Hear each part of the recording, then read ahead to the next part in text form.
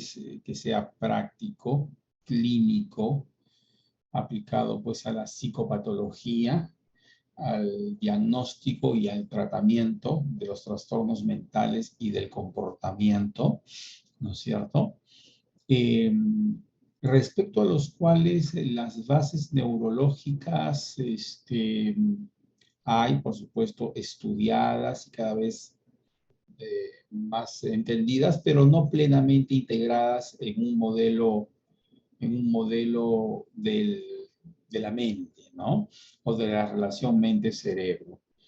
Entonces, el curso de hoy, dicho, la clase de hoy, tiene como propósito tratar de entender esa relación mente-cerebro, ¿ya? Va a ser una clase bastante teórica, densa, ¿ok? Y más aún porque vamos a hacer referencia a un modelo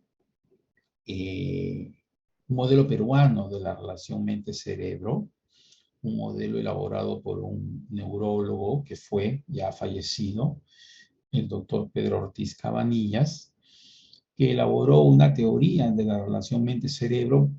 Bueno, él le dio otro nombre, y además una teoría no acabada, sobre todo para su aplicación práctica, para la práctica clínica en psicopatología.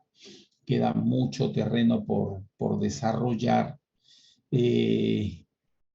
y por lo pronto aparece como un recurso todavía tímido, muy poco explorado en la comunidad médica nacional, casi ninguna referencia a nivel internacional, eh,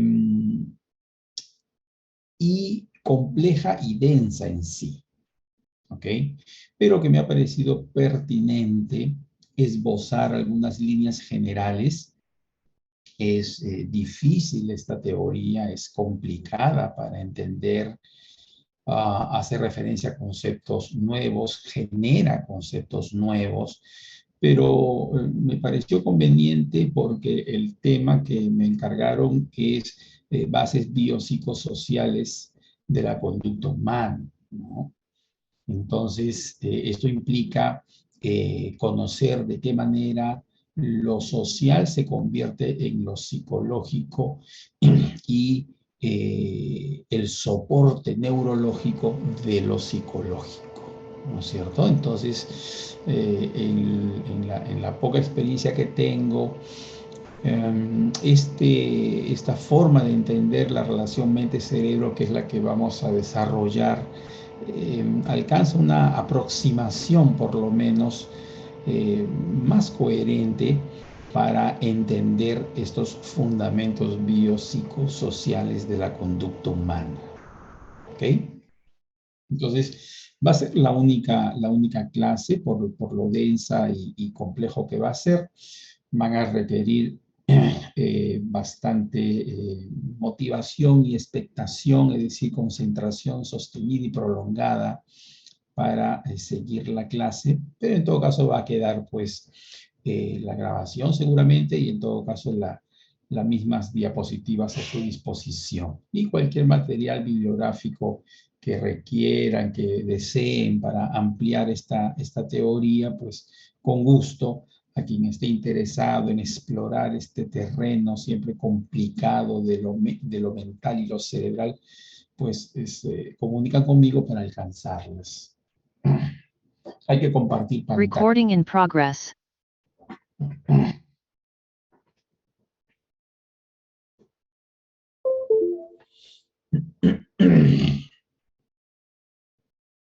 ver.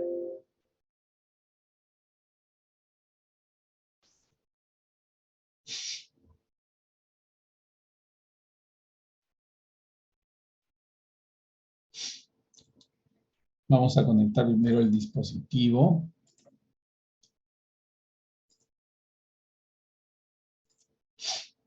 Y luego vamos a compartir pantalla.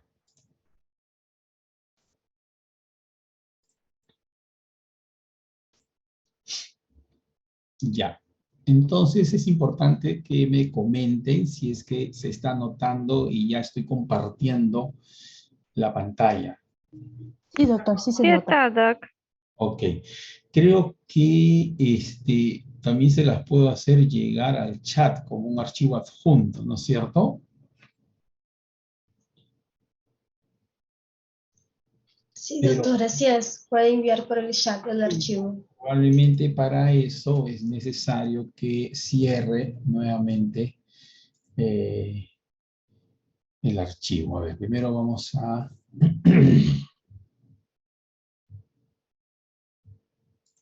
A ver, vamos a ver la posibilidad de compartirlo en el chat. Vamos a ver.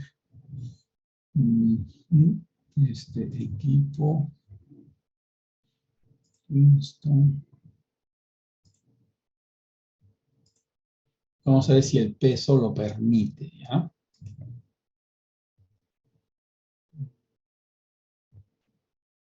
Bueno, ahí lo estoy enviando. Me estoy tomando un tiempo para enviarlo. Ojalá no demore mucho. Yo creo que no. Bien, esta teoría lo que hace es relacionar la actividad mental propia del individuo humano con el neocórtex. Fundamentalmente es eso. Y la estructuración de las redes neocorticales con los procesos de crianza y aprendizaje postnatal durante el cual el individuo incorpora información social. Esta información social se incorpora como una reestructuración de redes inicialmente al azar en el recién nacido, una reestructuración de redes neocorticales que codifican esta información social, convirtiéndose en el soporte de nuestro contenido mental y de nuestra actividad mental, ¿no es cierto? De nuestros procesos mentales, ¿ya? Y eso, digamos, es lo que permite justamente la relación de lo biopsicosocial. Es decir, lo social se convierte en lo psicológico en la medida que lo social queda convertido en un sistema de memoria neocortical cuya actividad se refleja en la actividad mental, en la actividad psicológica, nuestros atributos psicológicos. ¿Ok? Entonces, eso es en resumen. Y lo que vamos a hacer ahora es detallarlo, desarrollarlo, ¿no es cierto? Pero en resumen es eso, ¿no? Lo social se convierte en lo psicológico a base de que se incorpora en el neocortes reestructurando redes inicialmente al azar que aparecen en el recién nacido y que se reorganizan para convertirse en sistema de memorias de una serie de atributos psicológicos, ¿ok? Que se pueden analizar de dos formas este sistema de memoria, como información psicológica guardada y como información psicológica en uso, ¿ok? Y es la combinación de ambas lo que va a aparecer como los atributos psicológicos, no tanto los de nuestra personalidad como los de nuestras funciones mentales superiores. Los que aparecen como personalidad serían más o menos la información guardada, ¿no? La información psicológica guardada. Y lo que aparece como actividad mental superior o funciones mentales superiores, la información en uso. Y la relación que hay entre uno y otro es que la información en uso es la activación e integración de una forma muy peculiar y específica de la información guardada. Ah, entonces, eso es más o menos en resumen, y por lo tanto esto permite hacer justamente la relación entre lo biológico, lo psicológico y lo social. De manera que lo social va a determinar la riqueza, la complejidad, la cantidad y la calidad de los atributos psicológicos propios de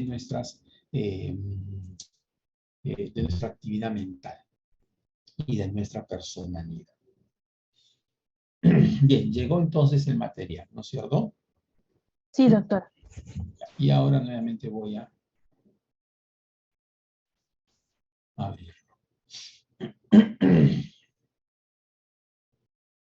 Y las dos clases juntas, tengo entendido, tendremos hasta las 8:30, si no me equivoco. ¿Sí? Exactamente. Así es, Doc. Entonces, les decía de que cómo lo social se convierte en lo psicológico y cuál es el soporte psicológico, cuál es el soporte, perdón, neurológico, cuál es el soporte neurológico de lo psicológico, cómo lo social se expresa en lo psicológico y cuál es el soporte neurológico de lo psicológico. Esto a partir de un sistema nervioso eh, cuya, cuyo desarrollo ontogenético está doblemente determinado, ¿ok? Doblemente determinado. Con una determinación a base de la información genética, ¿no? Eh, que prácticamente aparece completamente expresada en el cerebro del recién nacido, ¿okay? Cuya actividad mental es casi 100% de base genética, y también una determinación más bien de tipo social, es decir, por información social que el recién nacido empieza a incorporar poco a poco a lo largo de su desarrollo, de su crecimiento, de su desarrollo formativo, ¿no? Durante las etapas de infancia, de niñez, de adolescencia principalmente. Es en esta evolución postnatal que el recién nacido progresivamente va incorporando información en un neocórtex que en el recién nacido aparece con redes dispuestas, digamos, como que al azar, y que se reestructuran, que se reconfiguran para codificar de manera específica esa información social, convirtiéndola en ciertos atributos psicológicos que vamos a ver más adelante, ¿no? Cuando ya el sistema nervioso ha alcanzado su madurez, entonces podríamos verlo como conformado por redes de procesamiento de información biológica de cada vez mayor complejidad,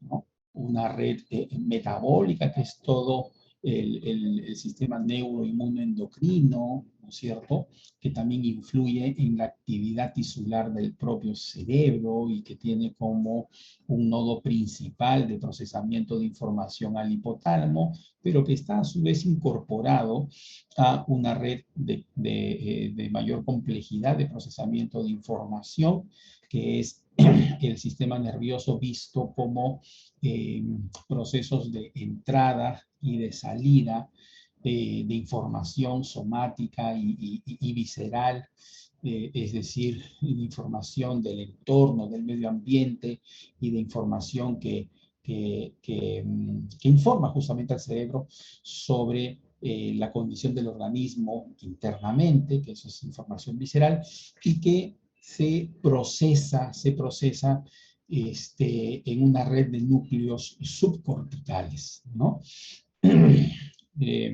Es propiamente el sistema nervioso periférico.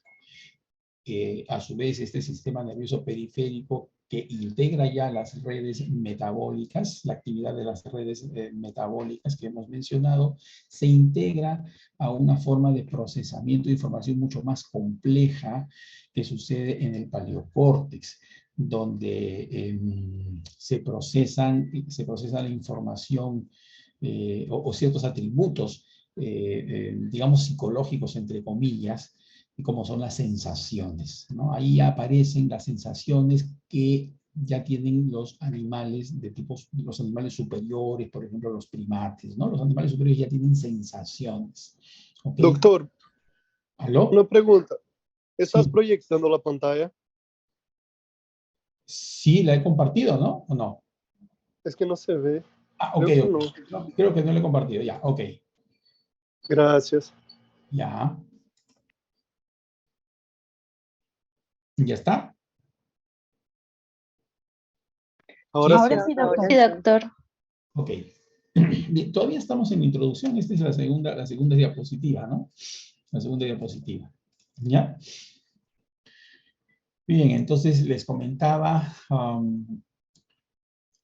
cómo lo social se traduce en lo psicológico y cuáles son las bases neurológicas de esto psicológico, ¿no? Esto a partir de entender un sistema nervioso en cuya evolución o desarrollo ontogenético está doblemente determinado, tanto por factores de base genética como por factores de índole social. Los factores de base genética prácticamente serían los responsables del desarrollo del cerebro y de la información que trae el recién nacido. ¿Ok? El recién nacido procesa información de orden superior hasta el nivel de las sensaciones, que se procesan en el paleocórtex. A partir de allí, este recién nacido que aparece con un neocórtex vacío de información, ¿no? Con redes dispuestas al azar, comienza a incorporar información social. Que la va convirtiendo en diferentes atributos psicológicos conforme la codifica en las redes neocorticales. Codificación que implica una reestructuración de estas redes al azar por redes que ya contienen información específica. En la medida que se va codificando información social en redes neocorticales, se van desarrollando los diferentes atributos psicológicos que van dando forma a nuestra personalidad y a nuestras funciones mentales superiores. De manera que cómo lo social se convierte en lo psicológico a través de la codificación de información en redes neocorticales. ¿Y cuál es el soporte neurológico de los atributos psicológicos? Precisamente estas redes neocorticales como el nivel más complejo de procesamiento de información, considerando el sistema nervioso en su conjunto como un gran procesador de información y de intercambio de información con el entorno. ¿Okay?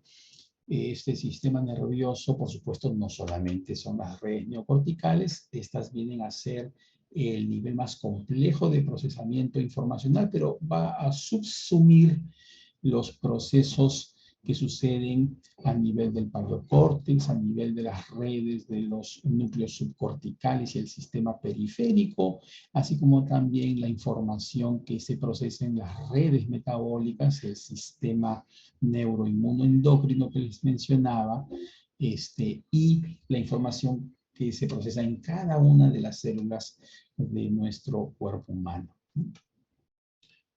Entonces, cuando emerge el individuo, el recién nacido, tiene unos atributos psicológicos que dependen fundamentalmente de una actividad paleocortical, de una actividad de una corteza de un paleocórtex, ¿ok? De una corteza antigua, ¿ya?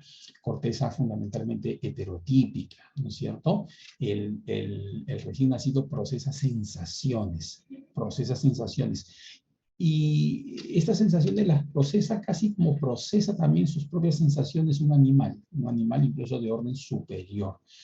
La diferencia es de que este recién nacido no solamente aparece con un paleocórtex que procesa sensaciones como atributos psicológicos simples, sino que también presenta un neocórtex muy especial, con una riqueza muy especial y muy propia del ser humano, pero es un neocórtex que diríamos sus redes están, como dice el autor de la teoría, dispuestas al azar.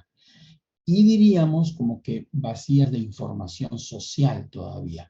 En la medida en que el recién nacido va creciendo y va incorporando información social, estas redes neocorticales se reestructuran y entonces empiezan a codificar información social, convirtiéndola ya en atributos psicológicos que se superponen, que incorporan la información de las sensaciones simples que procesaba el recién nacido y las convierte en un procesamiento de orden superior, en la actividad mental ya propia del ser humano, que ya no tienen los animales inferiores y que aparece como las funciones mentales superiores que nosotros conocemos, la percepción, la imaginación, el pensamiento y esta forma de actuar tan compleja que tenemos nosotros, ¿no es cierto?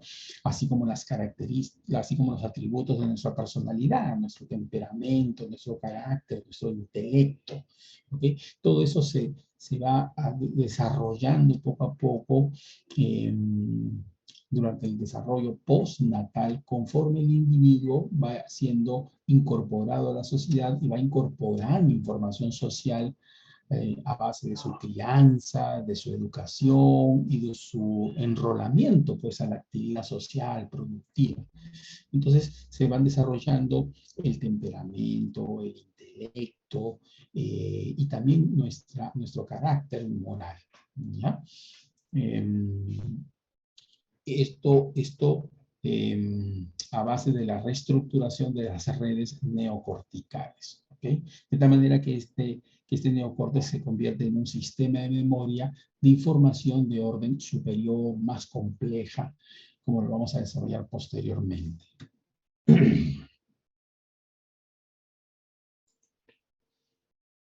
Esta información social se incorpora en el neocórtex a partir de que el neocórtex del recién nacido nace con una predisposición para incorporar de manera diferenciada la información social.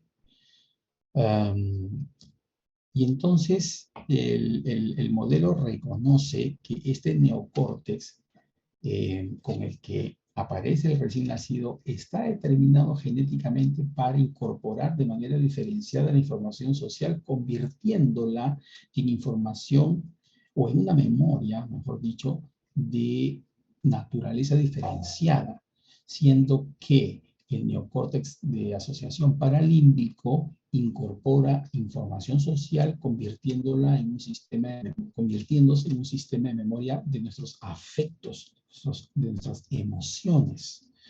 Pero de los afectos y de las emociones, o sea, de nuestro sistema afectivo que tenemos los seres humanos. No lo compartimos con ninguna especie de orden inferior. ¿Ok? No lo compartimos con los animales. Estamos hablando de los sentimientos muy humanos. ¿Ok? También se reconocería entonces un área neocortical distinta que procesa información social para convertirse, en un sistema de memoria de conocimientos y habilidades, nuestras inteligencias múltiples, ¿ok? Que sería el neocórtex de asociación posterior, parieto temporo-occipital. Y habría también una diferenciación en las redes predispuestas del neocórtex de asociación anterior, principalmente el córtex prefrontal dorsolateral, para incorporar y procesar información que se va a convertir en el atributo que llamamos la información moral, nuestros valores y nuestros programas de decisión moral. ¿Ok? Entonces, ahí hay que diferenciar en este neocórtex 3 áreas que procesan información y la almacenan y la codifican de distinta forma. Y esta diferenciación se va a traducir en los diferentes atributos de nuestra actividad mental, de nuestro contenido mental y de nuestra personalidad, los diferentes atributos psicológicos, ¿no? Decíamos entonces que en este modelo aparece el neocórtex de asociación anterior como el soporte funcional para una memoria de motivos y de valores, ¿ok? Que vamos aprendiendo durante nuestro desarrollo, que los incorporamos aquí en este neocórtex prefrontal dorsolateral como una reestructuración de sus redes, una reestructuración respecto a las redes dispuestas al azar con las que aparece el recién nacido. Un neocórtex de asociación posterior que codifica información social para convertirse en una memoria de conocimientos, de habilidades y de destrezas que se expresan en el atributo de la inteligencia. ¿Ok? Un neocórtex de asociación paralímbico que procesa información también de manera diferenciada, información social, para convertirse en un sistema de memoria de tipo afectivo y de expresión emocional. Entonces, dependerá pues de la riqueza social, de la riqueza de la información social, también la riqueza, la complejidad y la cantidad de información que tenga el individuo cuando ha terminado su maduración y su desarrollo formativo, de la riqueza de sus conocimientos, de sus afectos, que pueden ser de los más simples a los más complejos, a los más elevados, ¿no? A los llamados sentimientos espirituales, así como también su moral, sus valores, ¿no? Dependerá de la información social que incorpore, ¿ok?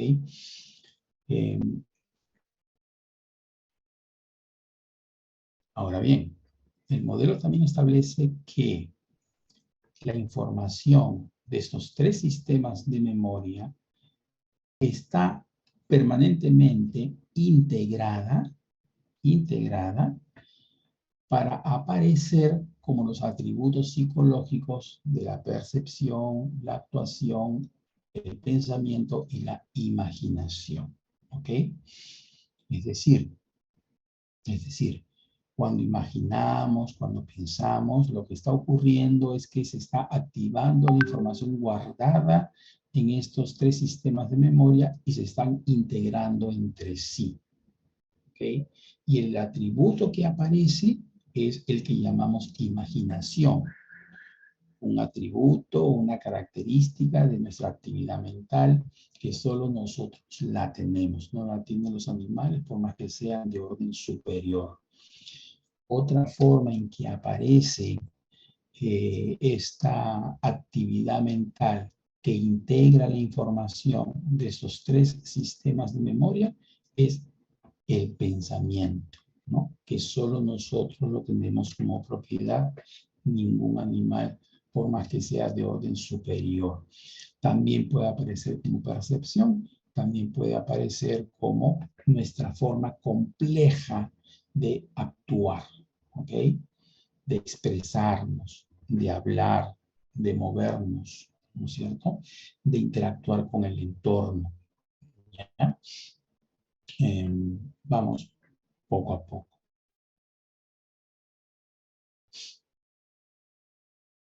Entonces, para este modelo biopsicosocial de la conducta humana, importa poco la división clásica del cerebro en lóbulos.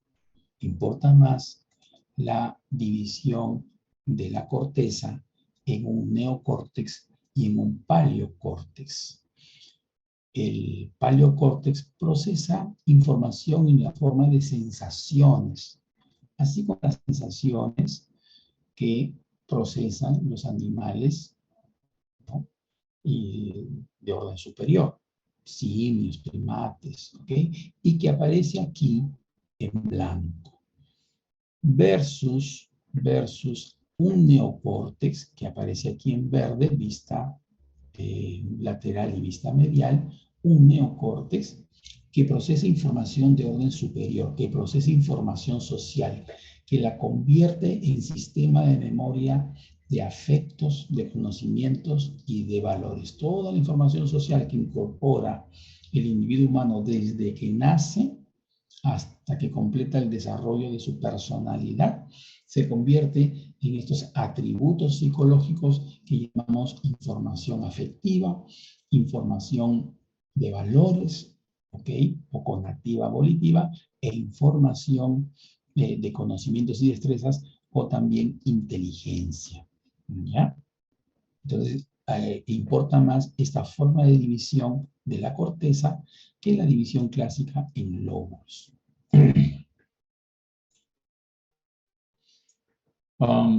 El asunto es que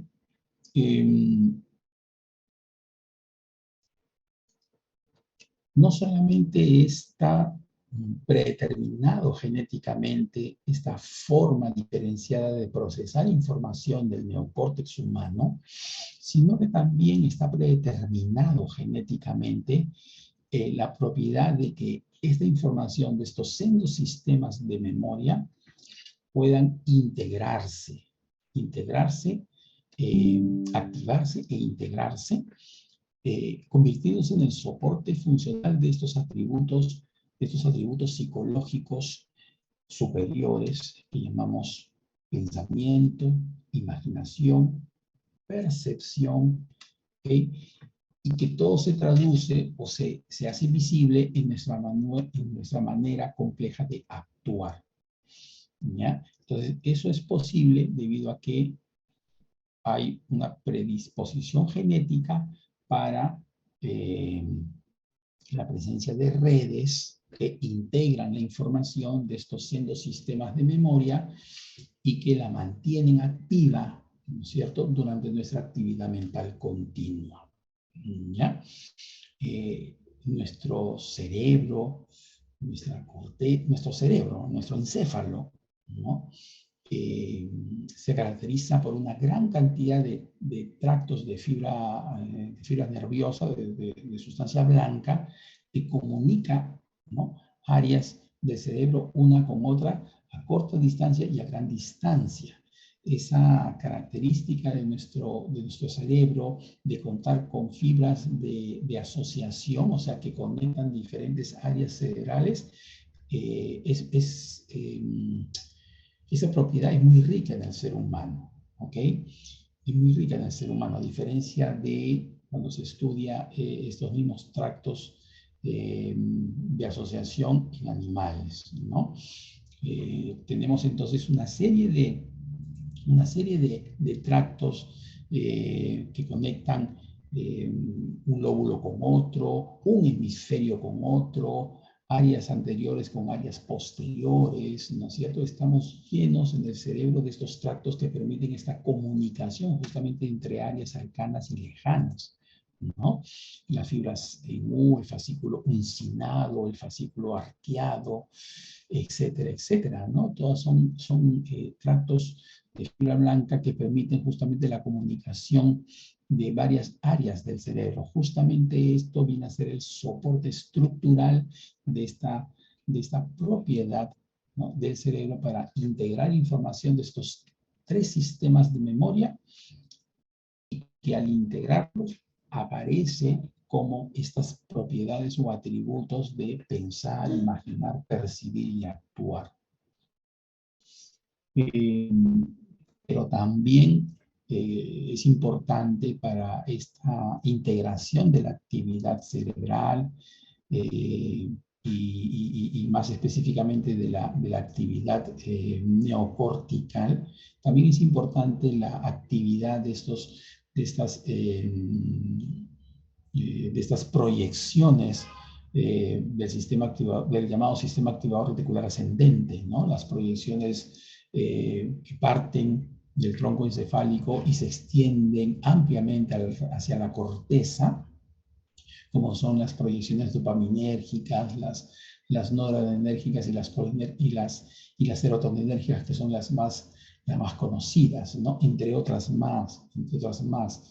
Las dopaminérgicas, que parten del área tegmental ventral, las serotoninérgicas, que parten pues de los núcleos del RAFE, ¿no? Y las noradrenérgicas, que parten del locus ceruleus, ¿no es cierto? Entonces, eso permite la actividad de toda la corteza integrada de una manera biemisférica para convertirse en el soporte funcional de estos procesos de pensar, de imaginar, de percibir y de actuar.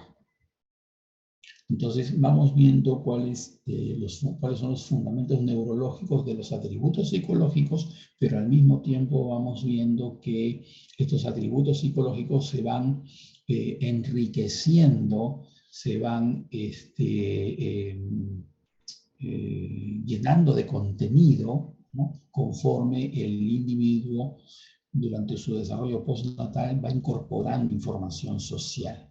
Es decir, dependerá de la información social la cantidad y la calidad y la cantidad de nuestros afectos, de nuestros conocimientos, habilidades y destrezas, y también de nuestros valores y formas de decisión moral.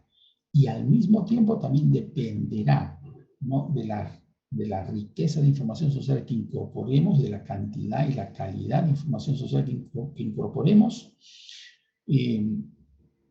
la cantidad y la calidad del contenido de nuestra imaginación, de nuestro pensamiento y hasta de nuestra percepción y, por supuesto, de nuestra manera de actuar frente a los demás. ¿Ya?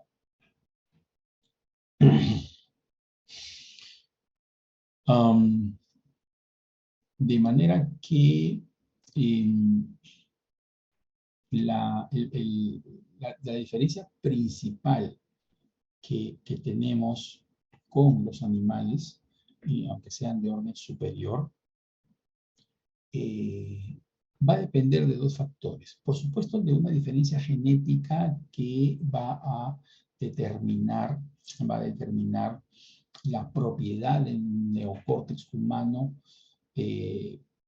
predispuesto para incorporar información social de una manera muy especial, muy rica y muy compleja, sino también justamente de la información social que incorporamos. ¿Ya? De la información social que incorporamos. Son esos dos elementos. Un elemento de base genética y un elemento de base social. Y el elemento de base genética son las propiedades del neocórtex, ¿no? Propiedades de conectividad, de sinaptogénesis, que son superiores en número y complejidad respecto a los animales. Lo cual se traduce en cifras gruesas, digamos, en esos 900 gramos de diferencia de materia gris, ¿no? Respecto al bonobo, en un neocórtex mucho más expandido respecto a los primates superiores, en propiedades de mielinización también más prolongadas en el ser humano respecto a los simios, también en una mayor variabilidad de tipos neuronales, incluso algunos tal vez muy específicos del hombre, ¿no? Como esta neurona recientemente encontrada, tipo que le llaman rosa mosqueta, etc. Son atributos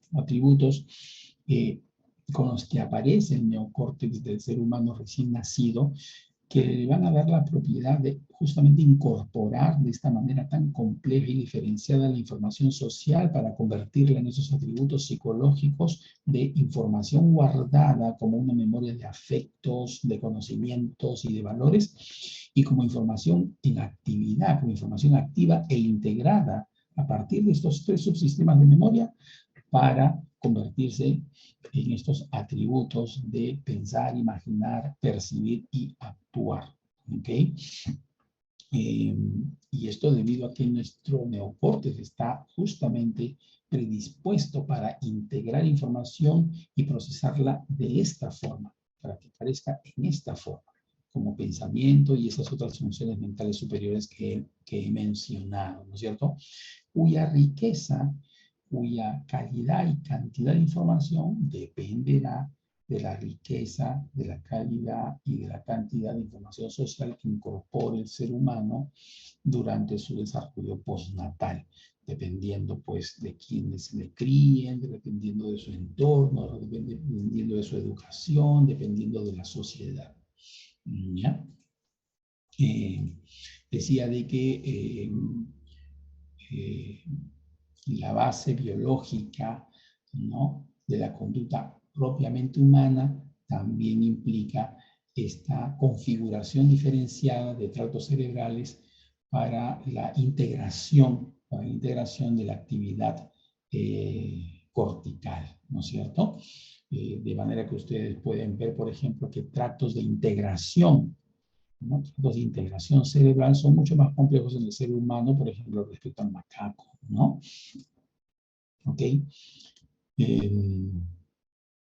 Entonces, estas características diferenciadas y las extraordinarias propiedades plásticas, pues, del neocórtex humano serán el fundamento de la exclusiva capacidad de esta corteza humana para poder codificar información social, ¿no es cierto? Bien. Por eso es que los evolucionistas solamente haciendo un análisis anatómico, digamos, ¿no? De relación peso corporal y peso del cerebro, no pueden encontrar una continuidad, ¿no?, del cerebro humano respecto al cerebro de los simios. Hay un salto cualitativo en el cerebro humano respecto a la línea evolutiva del cerebro de los simios, ¿no? ¿Por qué? Porque este salto cualitativo implica de que este desarrollo cerebral no solamente depende de propiedades genéticas, ¿no?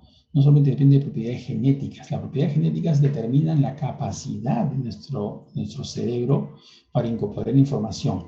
Pero la maduración cerebral va a la par de la incorporación de información social, ¿ok?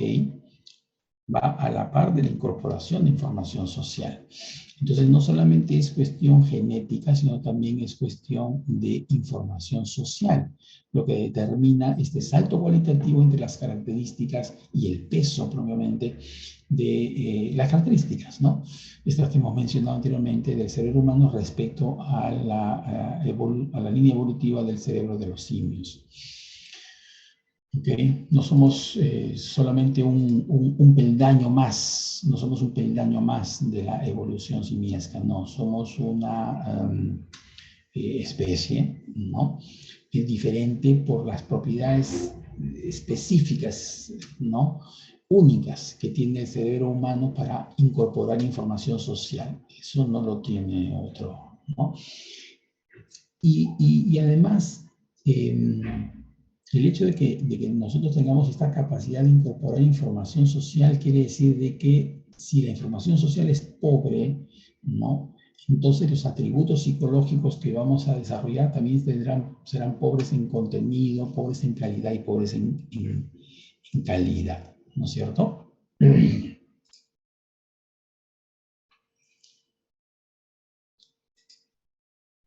Bueno, entonces, Los atributos psicológicos, las características de nuestra actividad mental, lo psicológico, depende tanto de la información social, que la diferencia entre individuos y estos atributos psicológicos va creciendo conforme se va desarrollando el individuo durante su vida postnatal. Conforme uno va creciendo, se va haciendo más diferente en sus atributos psicológicos respecto a otro individuo humano. ¿Ok? Dos recién nacidos se parecen mucho más que dos adultos. ¿Por qué? En sus atributos psicológicos. ¿Por qué? Por las diferencias de la sociedad en que le toca vivir a cada uno. Por las diferencias de información social que le toca incorporar a cada uno. ¿Ok? Mientras que los recién nacidos nacen con una actividad psicológica dependiendo principalmente de la información genética y de la actividad de su paleocórtex, procesamiento de sensaciones, ¿ok? Y nada más. Conforme va creciendo y madurando ese cerebro y va incorporando información social, entonces comienzan ya a aparecer diferencias según el tipo de información social que a cada uno le ha tocado incorporar. Entonces, son más diferentes dos individuos adultos entre sí en sus atributos psicológicos que dos recién nacidos, aunque sean los mismos, aunque sea el mismo par, ¿ok? Por la información social diferente que a cada uno le ha tocado, ¿ya? Por ejemplo, la heredabilidad en tamaño del cerebro es mucho mayor, la heredabilidad, que la heredabilidad de los factores psicológicos, ¿no es cierto? Como es inteligencia, búsqueda de la novedad, incluso la ansiedad, ¿no? La heredabilidad es mucho menor en relación a una propiedad, digamos, muy biológica, ¿no? Como es el tamaño del cerebro, ¿ya? ¿Esto qué quiere decir? De que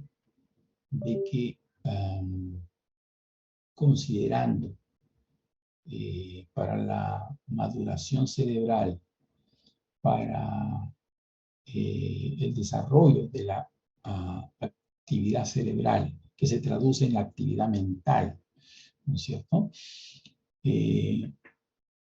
Al nacimiento, la información genética, por supuesto, representa el 100%, pero va reduciendo su peso conforme el individuo va desarrollando postnatalmente y más bien la información social cobra una importancia mayor para los atributos psicológicos, para caracterizar el contenido de sus atributos psicológicos, la manera como uno piensa, la manera como uno percibe, la manera como uno imagina, su inteligencia, su temperamento y su carácter.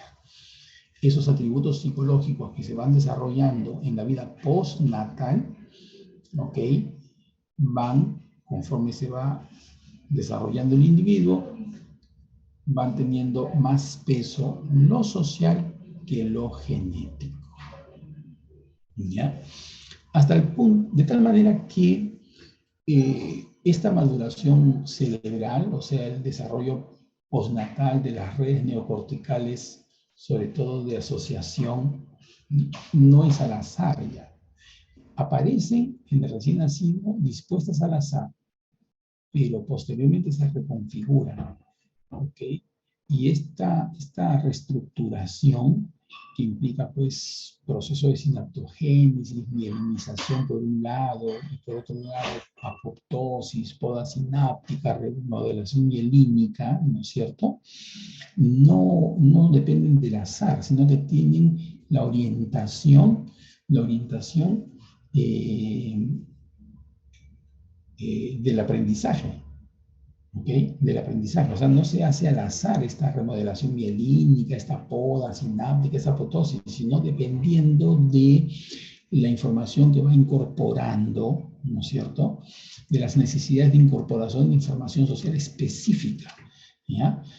Para convertirse en el soporte funcional de estos atributos psicológicos, que es ya de la personalidad madura. Y esto es tan así que cuando se hacen estudios, por ejemplo, de neuroimagen funcional, para las mismas tareas, ¿no? Se activan diferentes nodos, cerebrales, ¿ok? Tanto si uno es joven o mayor, diferenciándose entre asiáticos y occidentales, ¿no? Entonces, ¿esto qué quiere decir? Que es la misma tarea, de repente una tarea de percibir, de imaginar, etcétera, es la misma tarea, los procesos mentales que se activan son los mismos, pero a pesar que son los mismos, los nodos cerebrales que se activan adoptan una configuración distinta si uno es asiático o si uno es occidental, joven o mayor. ¿Ok? Entonces, ahí estamos viendo claramente cómo lo social se convierte en los atributos psicológicos y cómo se organiza la base neurológica de estos atributos psicológicos, ¿no? Bueno, entonces, hay que tener en cuenta que la mielinización, ¿no? Alcanza prácticamente el final de la mielinización ya hacia la tercera década, probablemente, y algunos, según algunos, de repente hasta un poco más. Y la mielinización propiamente es una medida de la maduración, justamente. ¿Esto qué quiere decir? Que en las áreas de asociación, continúa todavía la reestructuración de las redes,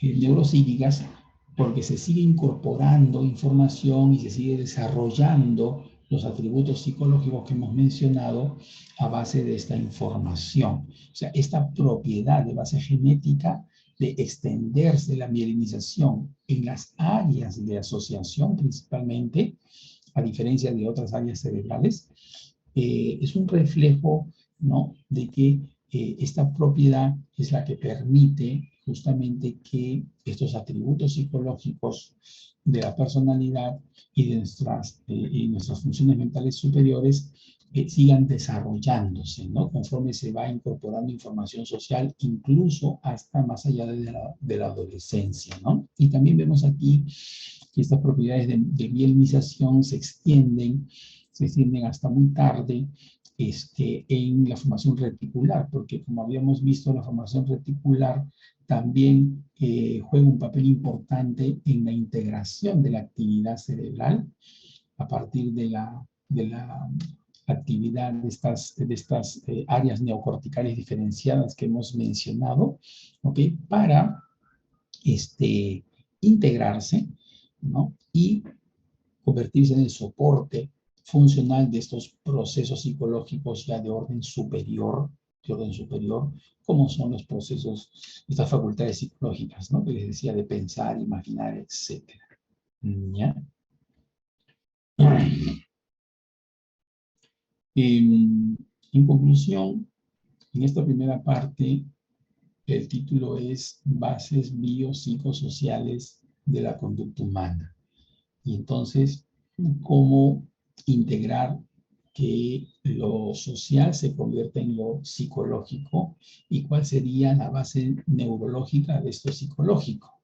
Pues bien, hemos mencionado entonces que lo social se incorpora, ¿no?, en lo neurológico de una manera diferenciada en sendas áreas neocorticales que se convierten en sistema de memorias de atributos psicológicos específicos, ¿ok?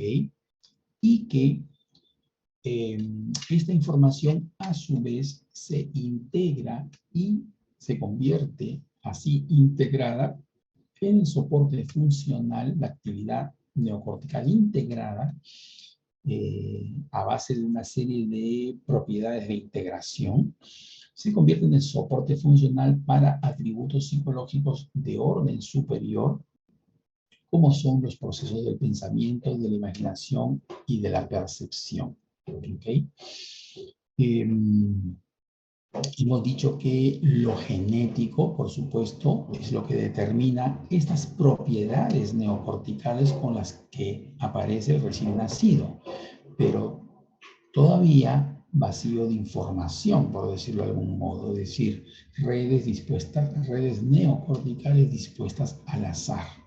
La actividad psicológica del recién nacido depende de la actividad de su paleocórtex. Son sensaciones fundamentalmente, no hay actividad mental de orden superior. Esta se va desarrollando conforme el individuo durante sus sucesivas etapas de infancia, niñez y adolescencia va incorporando información social para darle riqueza, contenido a estas propiedades de pensar, imaginar, percibir, ¿no es cierto?, del individuo, ¿no? Todo lo cual finalmente termina reflejándose en nuestra peculiar forma de actuar, ¿no es cierto? Bien, entonces esto es a grosso modo, y quiero dejar aquí esta primera parte para hacer un paréntesis, un descanso, y si es que hay alguna pregunta, ¿no? Para aclarar esta forma de concebir la actividad mental, su desarrollo, su base neurológica, su base social, su base genética y cómo se integra entonces en este modelo lo biopsicosocial, ¿no?, en la conducta humana. Entonces vamos a hacer un alto, pero si hay algunas preguntas, pues este sería el momento. Una pregunta, ¿a qué se refiere con actitudes conativas? ¿Perdón? ¿Qué significa actitudes conativas, según la imagen que ha presentado? Ah, ya, claro. A ver, les decía que el neocórtex tiene esta capacidad para incorporar información en la forma de una reestructuración de sus redes internas, ¿ok? Y esta reestructuración de redes internas implica codificación de información social que aparece, ¿no?, frente a nosotros como los atributos psicológicos de valores morales, por un lado, cuando se codifica en el córtex prefrontal dorsolateral, principalmente, como conocimientos, ¿ok?, cuando la información se codifica en el neocórtex parieto-temporo-occipital, etcétera, ¿no? Ahora bien, les decía que esta información, como información guardada, está permanentemente integrada, activa e integrada, ¿ok?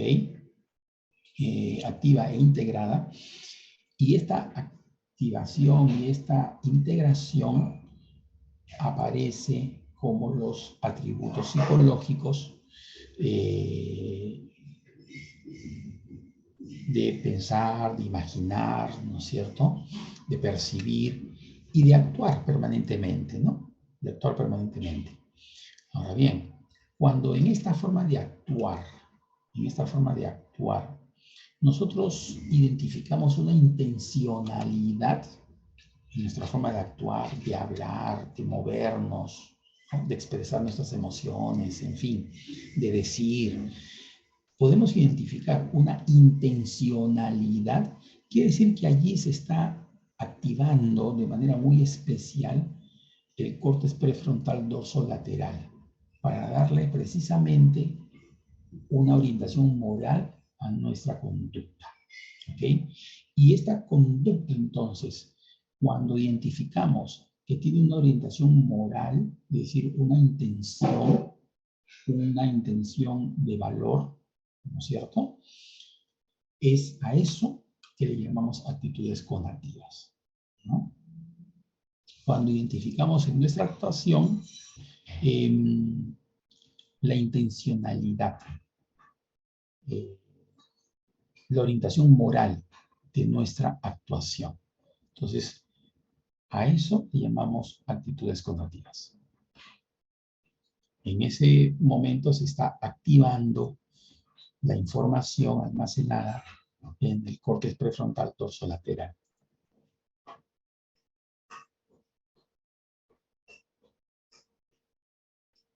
Doctor, buenas noches. ¿Desea repreguntar? Yo tengo una pregunta. ¿Perdón?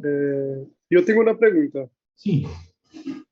En algunos diapos anteriores, Ya. había un término que decía penetrancia. Y la penetrancia era baja. En la niñez era esta, exacto. Esta, perfecto. ¿Qué sería la penetrancia en este caso? Ya, hace referencia, este es es un gráfico teórico, ¿no es cierto? No está haciendo referencia, por ejemplo, al concepto de heredabilidad que se basa en estudios, ¿no es cierto? Comparativos, no está haciendo referencia a eso. Es un gráfico del doctor Aguilar que trata de graficar, ¿no? Valga la redundancia. Recording stopped. Trata de graficar el concepto de la interacción entre los factores genéticos que determinan nuestra actividad mental versus los factores sociales que también determinan nuestra actividad mental, la calidad y cantidad de nuestros atributos psicológicos y las características de nuestra personalidad, ¿no? Entonces, este gráfico trata de explicitar la relación entre los determinantes genéticos y los determinantes sociales. Entonces, los determinantes genéticos son evidentes en el momento del recién nacido, ¿no? Es decir, la actividad del recién nacido, las características psicológicas del recién nacido, ¿ok? Dependen casi al 100% de la información genética que trae. Casi al 100% de la información genética que trae. ¿Ok? Conforme el recién nacido Recording in progress. Y va incorporando en el neocórtex información social, ¿no es cierto? Entonces ya la actividad que vemos en el niño, en el infante, en el adolescente, ¿no es cierto? Ya depende menos de la información genética que trae y depende más de la información social que incorpora, ¿no? De la información social que aprende. De esa información social que incorpora y que aprende, dependerá la calidad de sus afectos, la cantidad de sus conocimientos, la calidad de sus valores, ¿no? Y atributos morales, ¿ok? Y también entonces dependerá la riqueza de su imaginación, la riqueza de su pensamiento abstracto versus concreto y hasta la calidad de su percepción, ¿no? Y la complejidad de su actuación, que es la que refleja finalmente todo esto, ¿no? Entonces, va a depender cada vez menos, ¿no? Menos de lo genético y va a depender cada vez más de lo social. Y en esta raya gruesa, lo que ha graficado el autor es la maduración cerebral y luego asistimos a una etapa involutiva cerebral, pues, ¿no? ¿Okay? Entonces, grafica la evolución y luego la involución del cerebro. ¿Ya? Entonces, a eso se refiere, penetrancia. Gracias, doctor. ¿Alguna otra pregunta?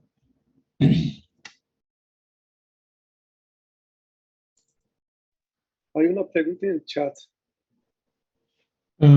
Ya, luego que se logra el reordenamiento neuronal en la neocorteza, ¿hay alguna forma de modificar las tendencias psicológicas adoptadas?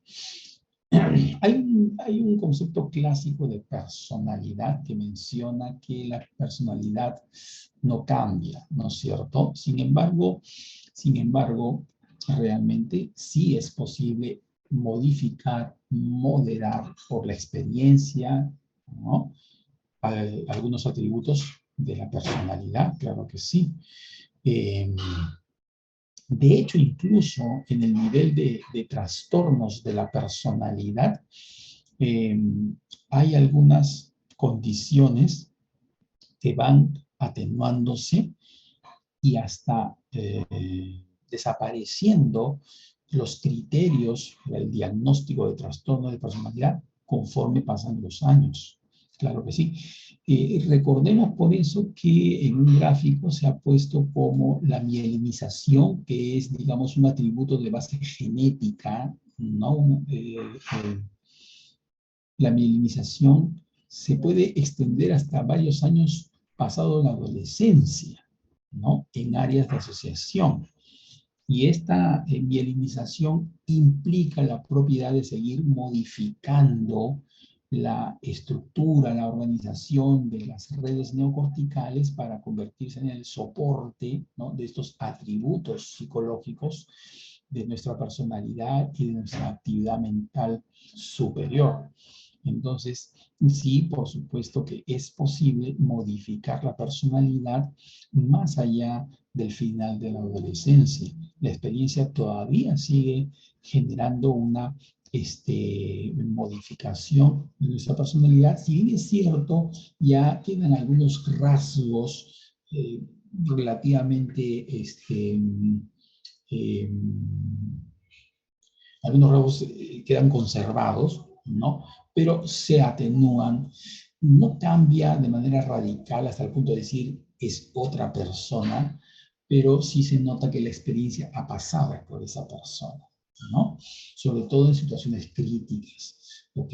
Entonces, hay estudios, ¿eh? Hay estudios, no lo he traído, pero hay un estudio bien interesante que justamente evalúa ciertas características de la personalidad, ciertos factores de la personalidad y cómo se modifican con los años, ¿no? Algunos más, otros menos, pero en términos generales hay una modificación, sí, es posible, de la personalidad. Y hablando de personalidad normal, ¿no?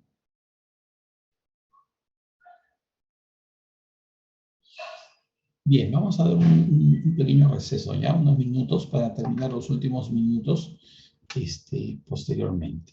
¿Ok? Entonces, creo que en unos 5 a 10 minutos máximo estamos viendo la última parte de los gráficos. ¿Ya? ¿Ok? Voy a entonces, Ok, sí. Doc. Ya. Tenemos hasta las 8:30, faltan unos minutos, así que descansamos unos 5 a 10 minutos. Aquí estamos. Sí, doctor. Bien, el autor que hemos tratado de exponer el día de hoy y que es realmente un atrevimiento, ¿no? De mi parte, porque entenderlo es bastante complejo, bastante. Docente de muy alto nivel que fue, decano también del Colegio Médico, rector también de la Universidad de San Marcos, es el doctor Pedro Ortiz Cabanillas, neurólogo. Ya fue Pedro Ortiz Cabanillas, ¿ok? Y su teoría es teoría sociobiológica informacional, pero sencillamente pueden buscar ahí por su nombre, ¿no? Pedro Ortiz Cabanillas. Hay algo de su material colgado en internet para bajar, ¿no es cierto? Tiene varios textos, ¿no? Reediciones por diferentes universidades. Una de las universidades que últimamente se ha empeñado en reeditar sus textos es la Universidad de Ciencias y Humanidades, así que en la librería Lumbreras podrían encontrar algunos de sus textos. Definitivamente entenderlo requiere alguien que por lo menos haya transitado un poco más en su lectura, ¿no? Entonces, si alguien se anima a leerlo, seguramente va a entrar en dudas y en confusión. Estoy gustoso de ayudarlo. Y yo mismo, por supuesto, sigo asistiendo a algún evento que haga referencia a su teoría, ¿no es cierto? Que intercambie ideas sobre su teoría. Como le digo, es un producto no acabado, es un producto que todavía está para trabajar. Este es uno de sus textos, por ejemplo, ¿no? De la Universidad de Ciencias y Humanidades. En fin, Pedro Ortiz Cabanillas. Hemos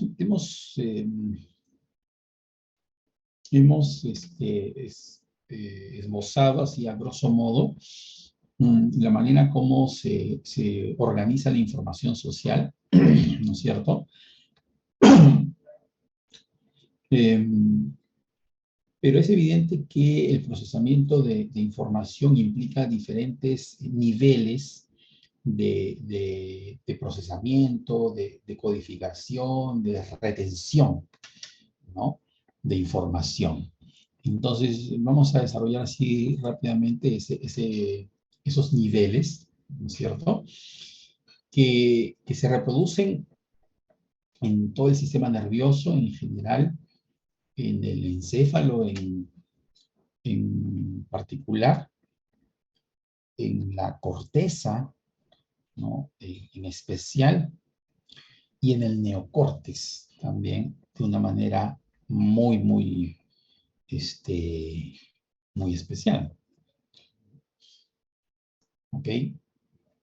La información se procesa, se codifica, se almacena y se retiene a diferentes niveles, ¿no? Entonces tenemos es decir, cuando hablamos de codificación de información, hablamos de generar un cambio en la estructura de redes del sistema nervioso.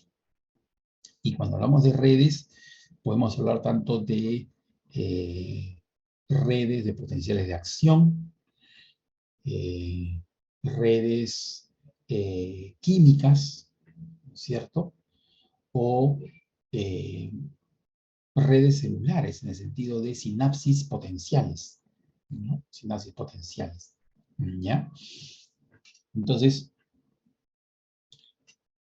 en un nivel genético, ¿no? Tenemos una serie de puntos en el que la actividad se puede modificar y la modificación implica codificación de información. Hablamos de codificar implica generar un cambio en la estructura, digamos, y ese cambio, ¿no? Significa codificación. ¿Ok? Y ese cambio se puede retener por diferente duración de tiempo, ¿no? Y puede ser también más modificable o menos modificable, más plástico o menos plástico, ¿no? La plasticidad cerebral no solamente es plasticidad a nivel de sinapsis, ¿no?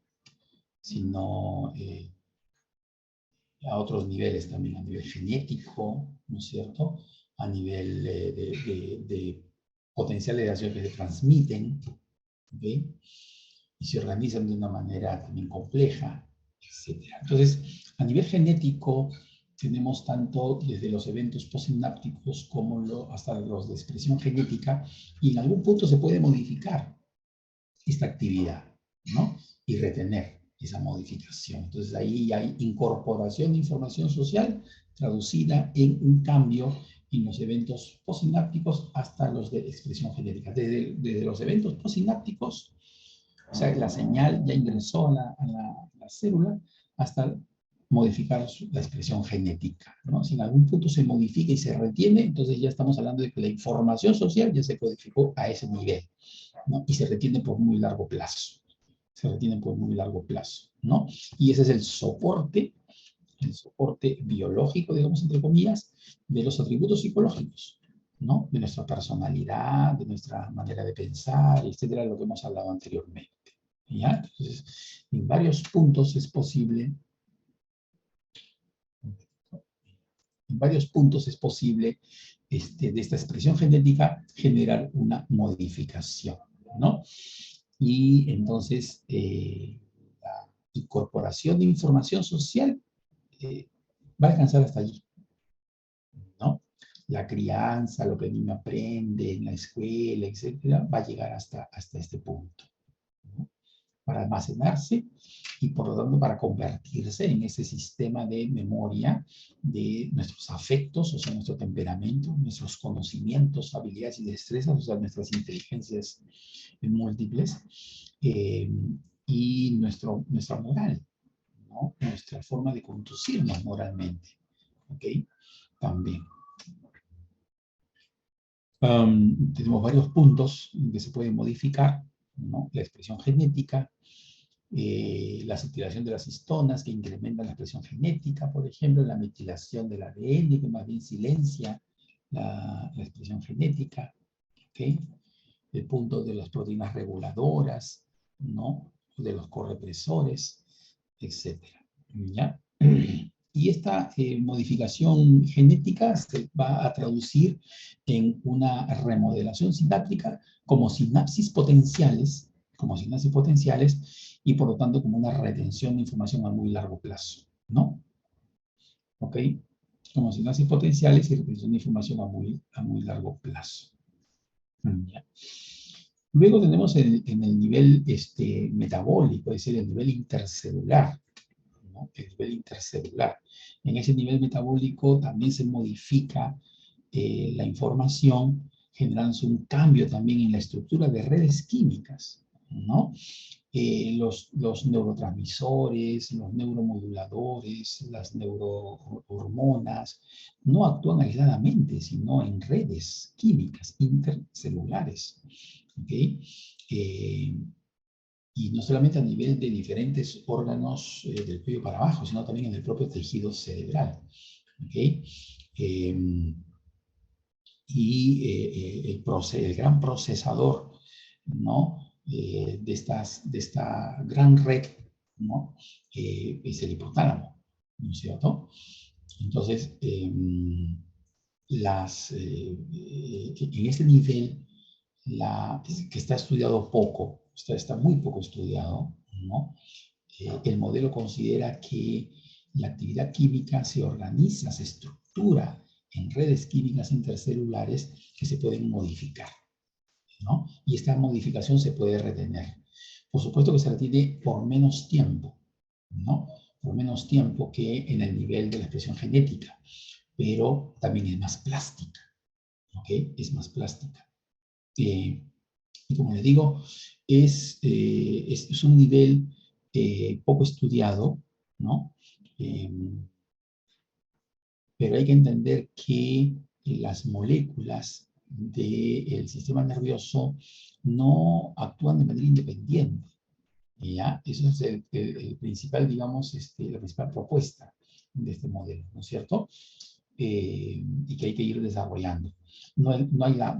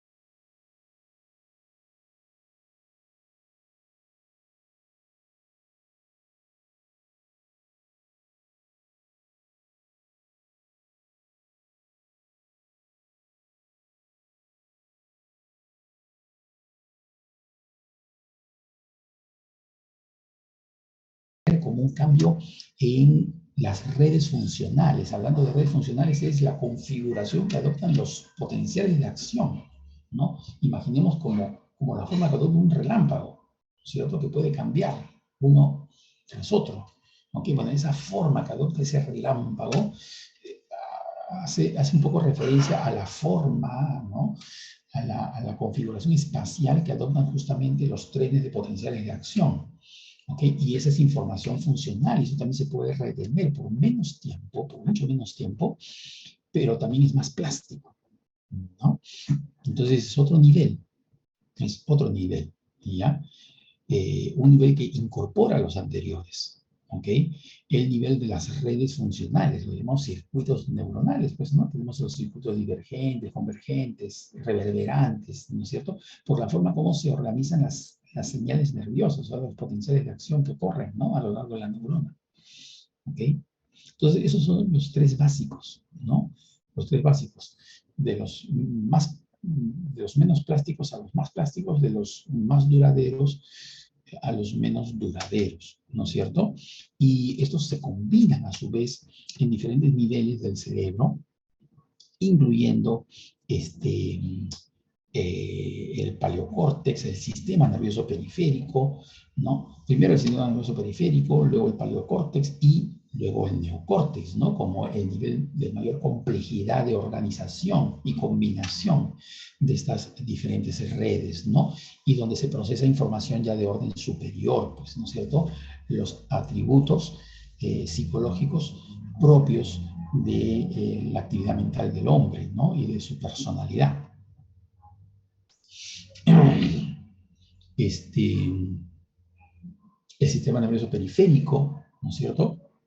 Decía que es un primer nivel de procesamiento de información que integra ya lo que hemos mencionado, esos procesos básicos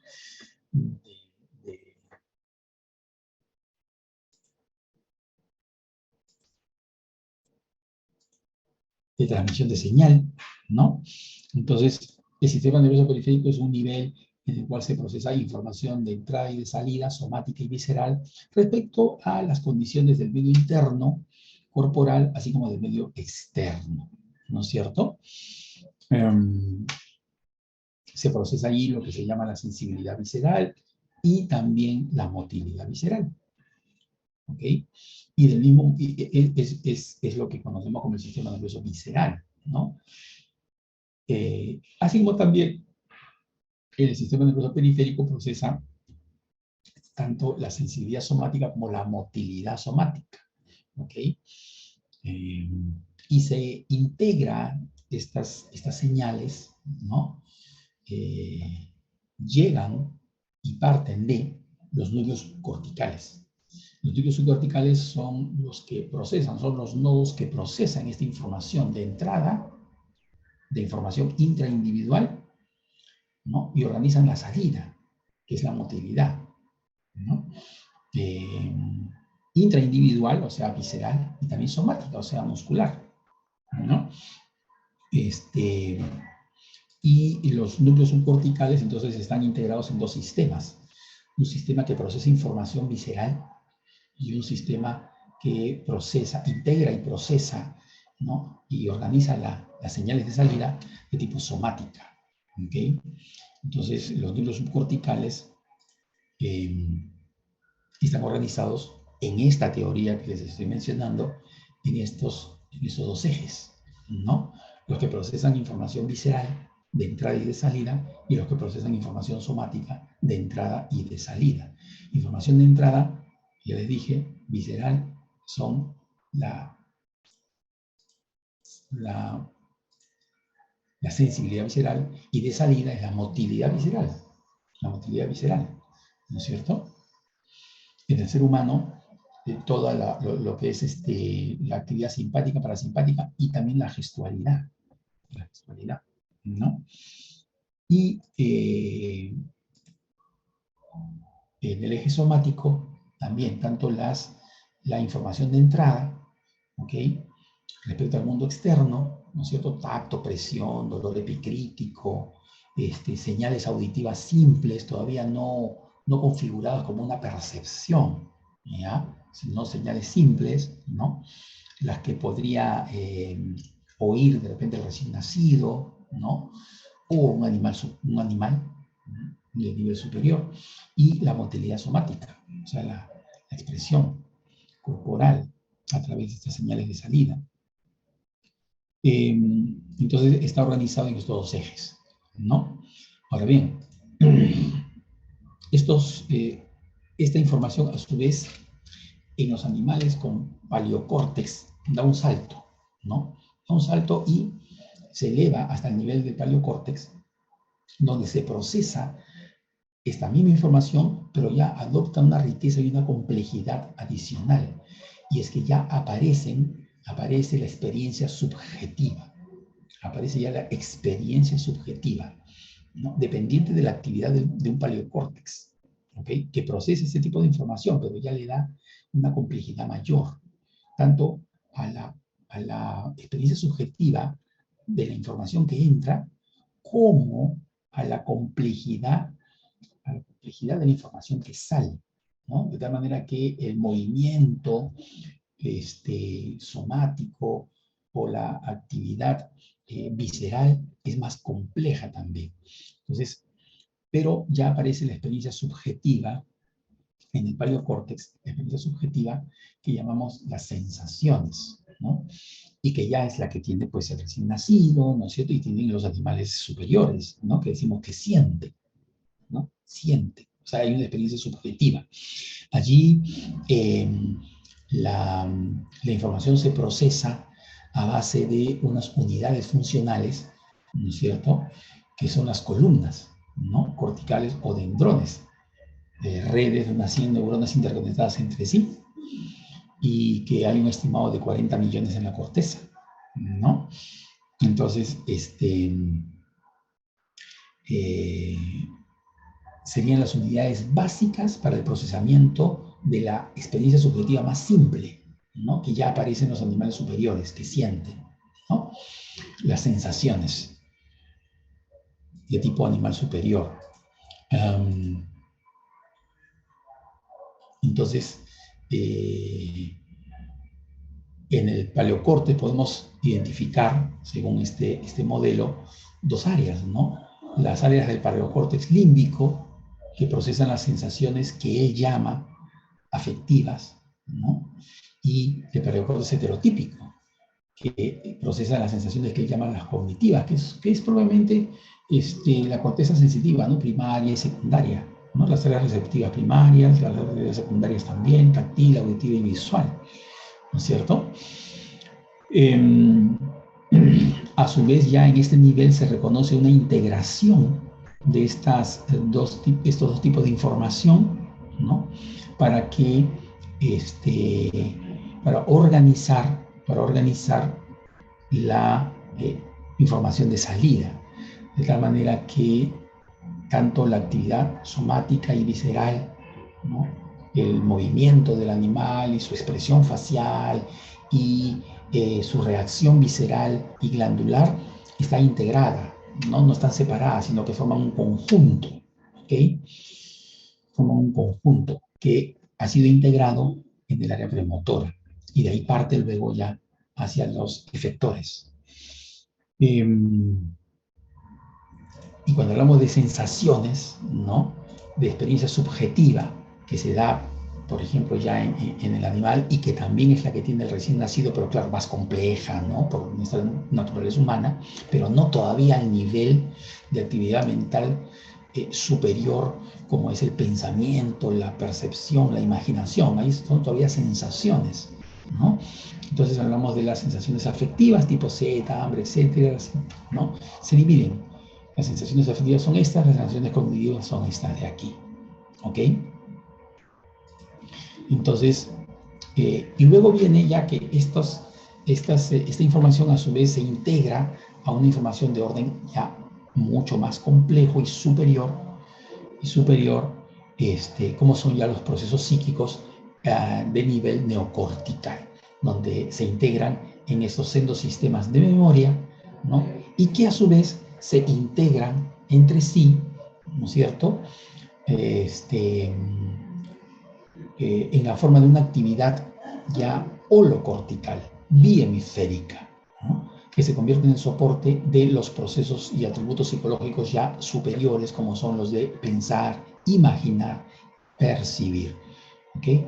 Y que tienen, que tienen un contenido siempre, nuestra manera de pensar, imaginar, percibir y actuar, un contenido afectivo, un contenido cognitivo, es decir, siempre percibimos según la riqueza de nuestra percepción, depende pues de nuestro intelecto, por ejemplo, ¿no? También percibimos con un color afectivo especial siempre, y también percibimos con una intención, o sea, vemos lo que queremos ver, como diría en una película, ¿no? ¿Por qué? Porque en esta percepción, así como en el pensamiento y en la imaginación y en nuestra actuación ya objetiva, se está integrando información de afectos, de conocimientos, de habilidades y destrezas, y también moral, ¿ok? Y eso es lo que aparece en este gráfico de la derecha, ¿no? La integración de la información de estas tres áreas en la forma de imaginación, percepción, actuación y pensamiento, ¿ok? Es pensamiento e imaginación cuando no se interactúa con el entorno, y entonces la actividad principalmente es la llamada red por defecto, ¿no? La red por defecto, que son los nodos de la actividad pancerebral, holocortical, bihemisférica, pero los nodos principales de procesamiento son los que se organizan en la forma de la llamada red por defecto, ¿no? Que aparece activa cuando el individuo está aislado del entorno, entonces está pensando e imaginando. El soporte neurológico de ese pensamiento e imaginación es la red por defecto. Es lo que yo opino. Lateralizada hacia la derecha, cuando lo que predomina es la imaginación, o lateralizada hacia el hemisferio izquierdo, cuando lo que predomina es el pensamiento, ¿no? En la red por defecto. ¿Okay? Y cuando el individuo interactúa con el entorno, entonces coteja las sensaciones que le llegan como información de entrada en estas vías periféricas y paleocorticales, con la imaginación, y se convierte en percepción. Y cuando interactúa con el entorno, entonces lo que piensa lo convierte en una acción, ¿no? Entonces aparece la actuación, ¿ok? Bien. Bueno, yo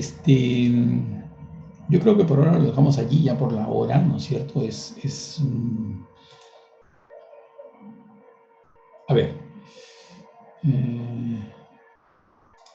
Bien, jóvenes, entonces eso sería por ahora todo. Ahí está las diapositivas, ¿no es cierto?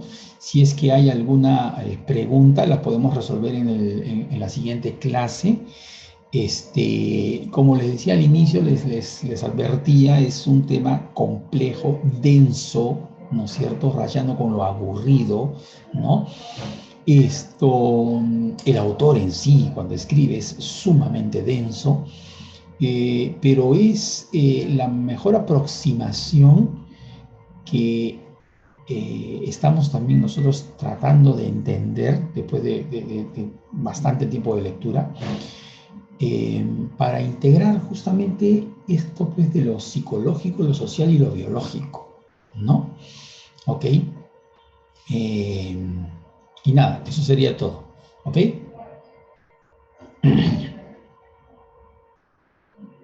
Listo, doctor. Gracias. Ya está. Listo, Doc, gracias. Nos retiramos. Muchas gracias. Tengan buenas noches. Nos vemos en la siguiente clase. Cuídense mucho. Buenas noches, Buenas Doc, noches, doctor. cuídese. Cuídese mucho. Recording stopped.